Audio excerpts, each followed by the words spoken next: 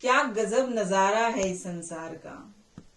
हर कोई सब कुछ बटोरने में लगा है, खाली हाथ जाने के लिए। कहते हैं अच्छे अच्छे महलों में भी एक दिन कबूतर अपना घोंसला बना लेते हैं। तो ऐसी ही एक कहानी, एक सेठ घनश्याम के दो पुत्रों में जायदाद और जमीन को लेकर बंटवारा चल रहा था और एक 4 बेडरूम के जो घर था उसको लेकर विवाद गहराता जा रहा था। एक दिन दोनों भाई मरने मारने पर उतारू हो चले तो पिताजी बहुत जोर से हंसे। पिताजी को हंसता देखकर दोनों भाई लड़ाई भूल गए और पिताजी से हंसी का कारण पूछा। पिताजी ने कहा, इस छोटी सी जमीन के टुकड़े के लिए तुम इतना लड़ रहे हो? छोड़ो इसे और आओ मेरे साथ एक अनमोल खजाना दिखाता हूं। चलो। पिता घनश्याम जी और दोनों पुत्र पवन और मदन उनके साथ रवाना हुए। पिताजी ने कहा, देखो यदि तुम आपस में लड़े तो फिर तुम्हें उस खजाने तक नहीं लेकर जाऊंगा और बीच रास्ते से ही लौट कर आ जाऊंगा। अब दोनों पुत्रों ने खजाने के चक्कर में एक समझौता किया कि चाहे कुछ भी हो जाए हम लड़ेंगे नहीं और प्रेम से यात्रा पर चलेंगे। गांव जाने के लिए एक बस मिली पर सीट 2 की मिली और वो थे 3। अब पिताजी के साथ थोड़ी देर पवन बैठे तो थोड़ी देर मदन। ऐसे चलते चलते लगभग 10 घंटे का सफर तय हो गया। तब गांव आया।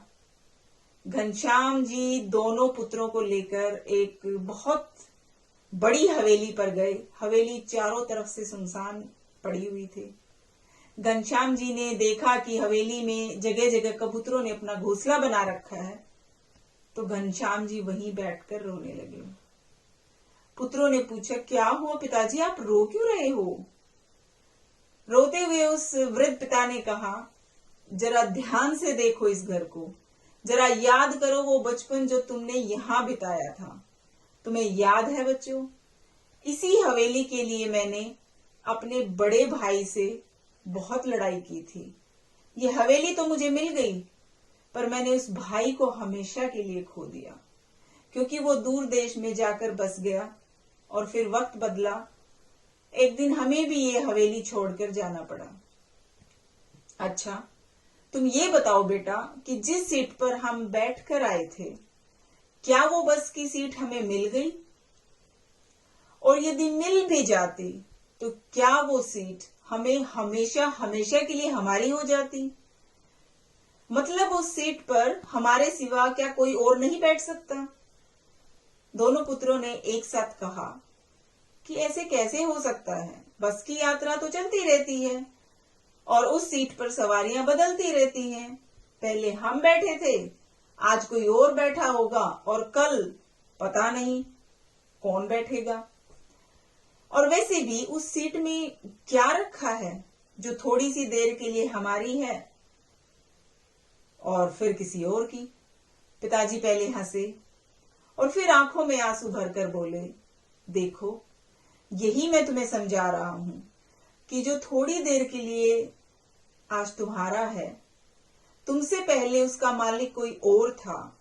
थोड़ी सी देर के लिए तुम हो और थोड़ी देर बाद कोई और हो जाएगा।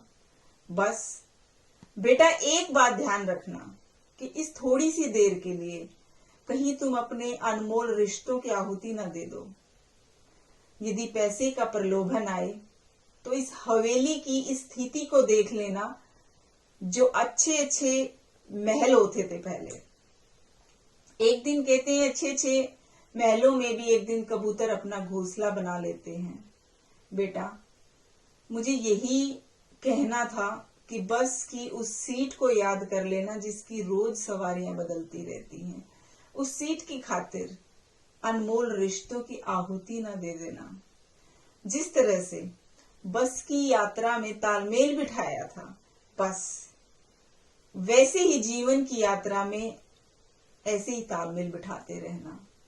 दोनों बेटे जो है पिताजी का अभिप्राय समझ चुके थे और पिता के चरणों में गिरकर रोने लगे। तो दोस्तों और सज्जनों, जो कुछ भी ऐश्वर्य धन संपदा हमारे पास है वो सब कुछ बस थोड़ी देर के लिए ही है। थोड़ी थोड़ी देर में यात्री भी बदल जाते हैं और मालिक भी। रिश्ते बड़े अनमोल होते हैं।